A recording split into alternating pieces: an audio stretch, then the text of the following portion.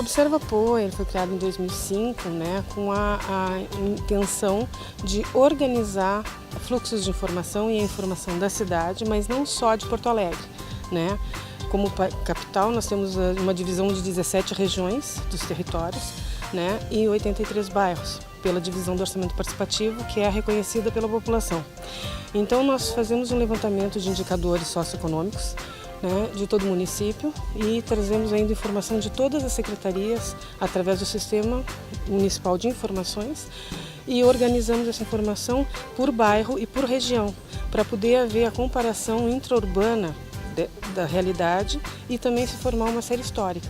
E disponibilizamos 2 aplicativos amigáveis para que a população consiga entender essa informação. Esse momento agora, desse evento do 4º seminário, que vai acontecer dia 29 e 30 de setembro, né, aqui no Unicinos, ele traz um ponto que une a todos, que é a observação de quão é importante valorizar a territorialidade. Não adianta só tu ter o dado pelo dado, a informação só para toda a cidade, mas tu tem que poder comparar ela com outros.